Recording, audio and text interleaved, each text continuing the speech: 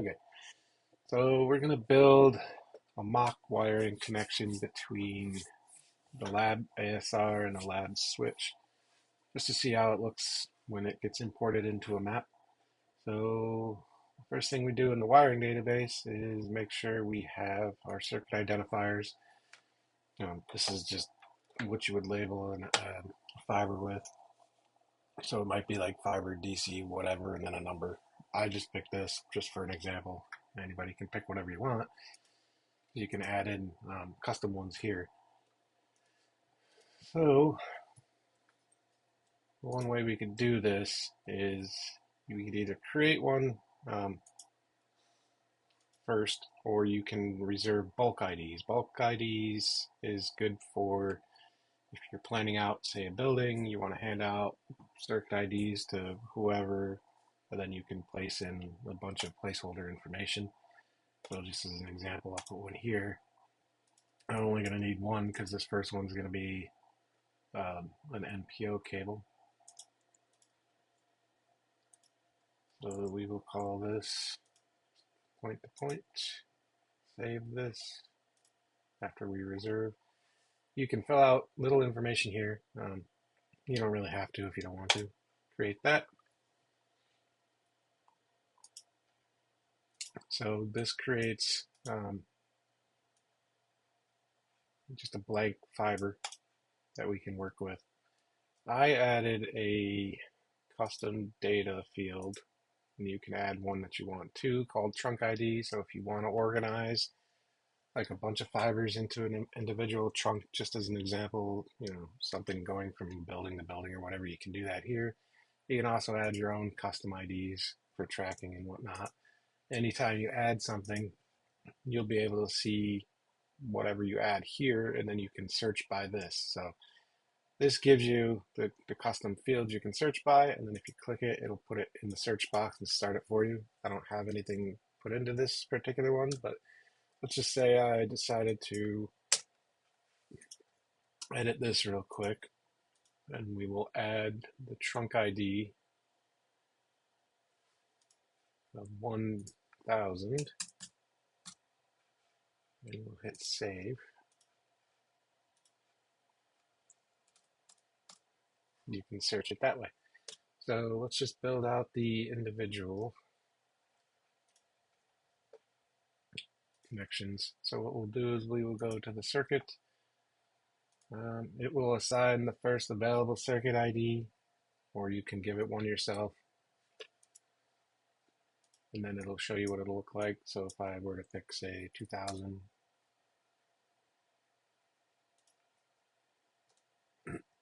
it'll pad it.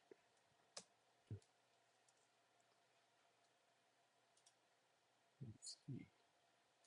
You said this might not be good for you. I just put it as an example, but this one will show up.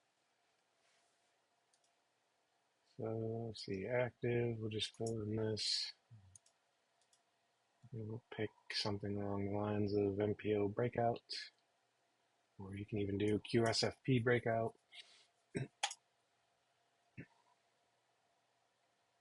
You got a bunch of things you can put here. This is all optional. Let's see. So this gives you how you're going to break it out. So if it's 1 to 4, 4 to 1, whatever.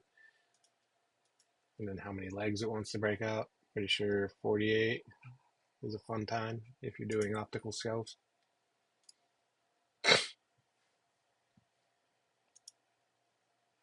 I'm going to leave that here. So we'll do endpoints. You can see that it'll give you your first device and then all your breakout connections. So we will pick the ASR that I have here.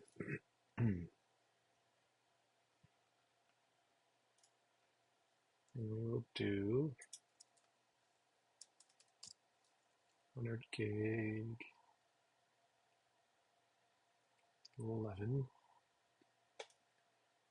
And this will break out. You can fill this in if you want, doesn't really matter. For this example at least. And this will go to my lab device.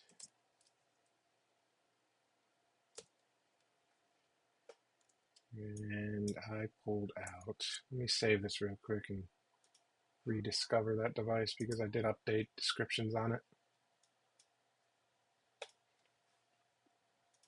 When you do that, because this sees what's in your network, it will populate all your autocomplete stuff and whatever.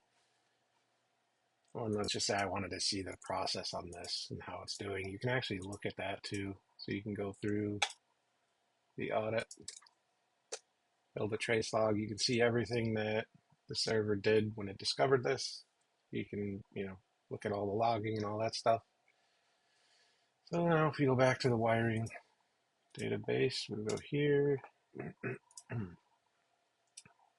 and endpoints. All right, so these should be updated. So if I did like autocomplete or 1135 8.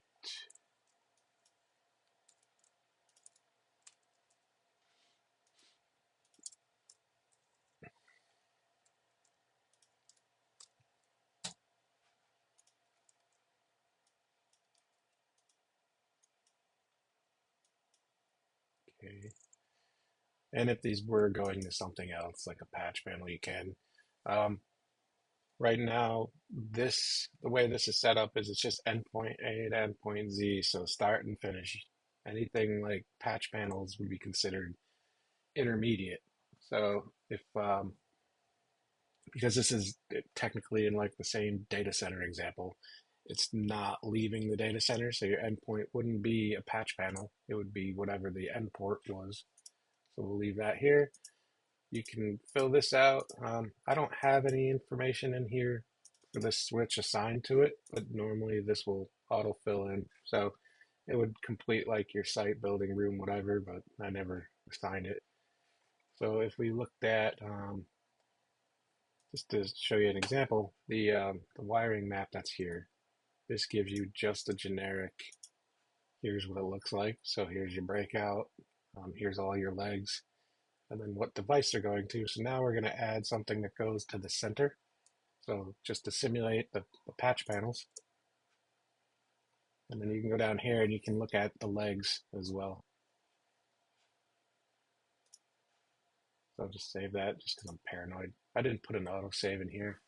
Probably should.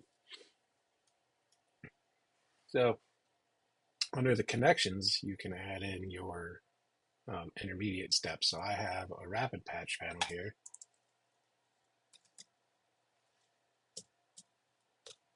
And then you can assign whatever leg you're using. This does autocomplete as well. So you can either have your 2-device port, and then this is optional. So let's just say your rapid patch panel goes, you have one that just goes out a single chunk, you would put that here. If not, then you don't have to. So we'll add that.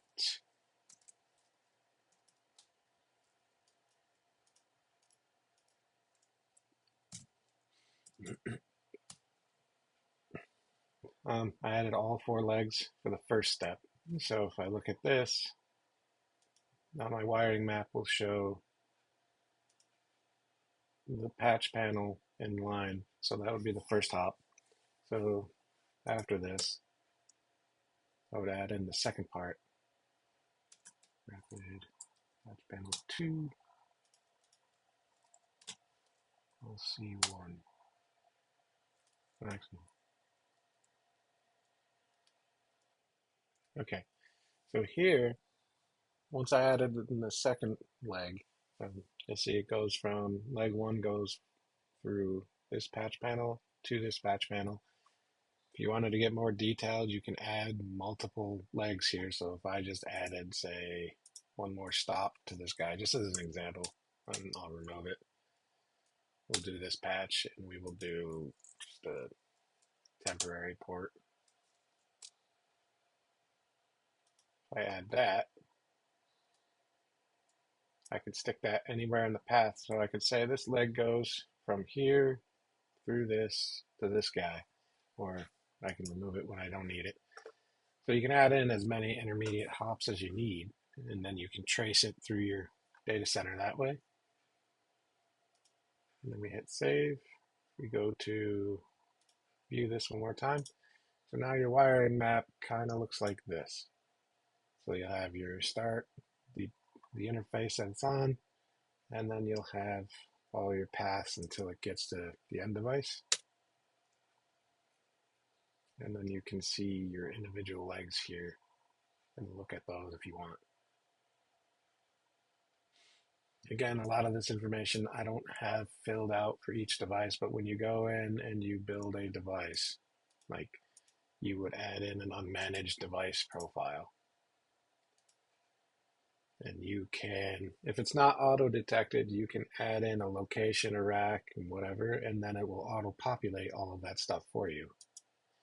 I was lazy, didn't do it for this one, so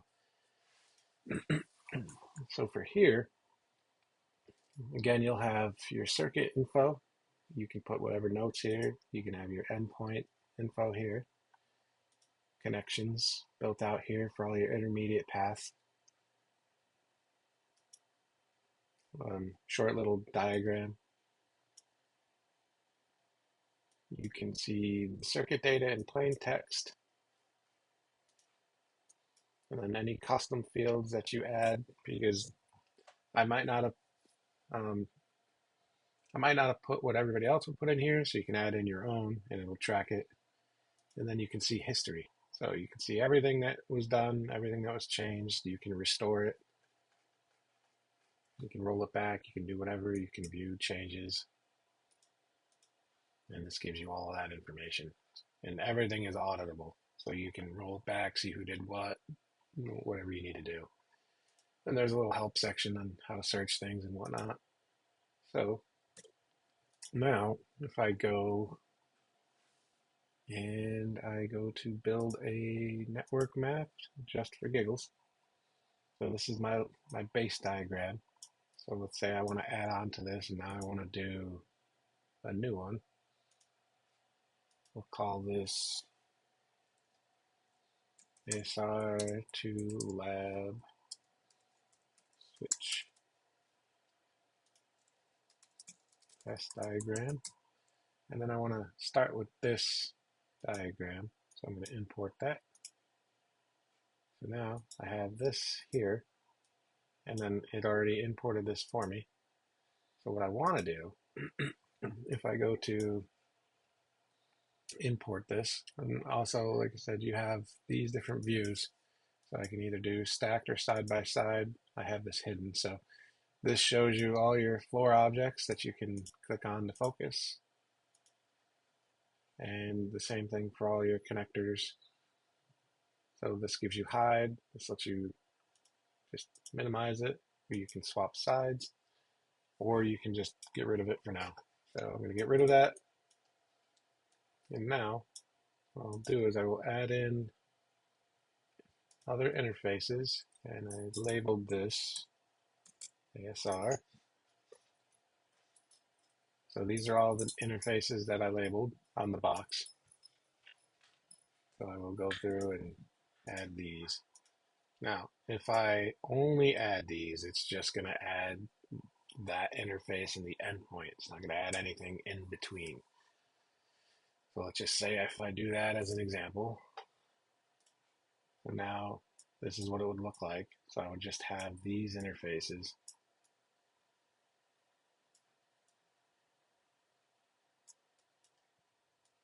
And you can do stuff like if I want to change these lines, for example.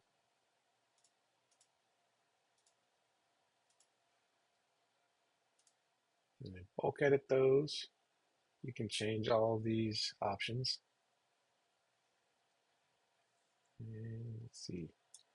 If I click, I want to make these wider just for display.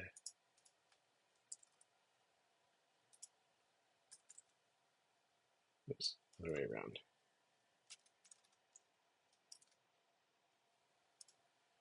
Okay.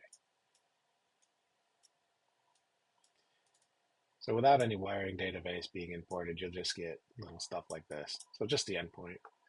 And again, if I want to roll it back, there is always a history for everything that's been done, and I can view the history.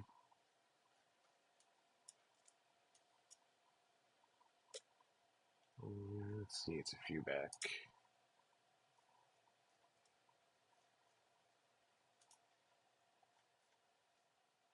And then you can roll it back if you need to. So I'm going to restore this last one. All right, so let's try and see how it works when I import the wiring database with it.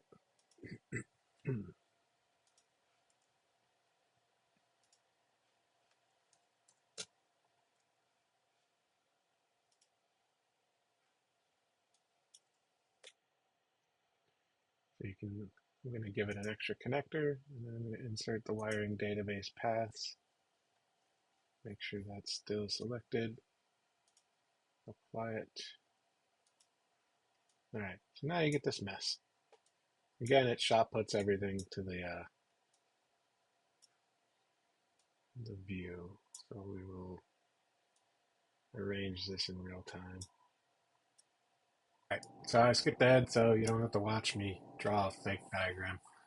Um, anyways, so you can be more creative whenever you design your own stuff, but I just did this to show you what could be done. Keep in mind all these lines, you could just color them differently if you don't want them. So if I was going to do this for real, I'd have separate colors for each wave and whatnot. But basically, this would insert all the wiring database information, so you can see all your breakout ports going to your patch panels. You can put your patch panels in a group or whatever you want to do.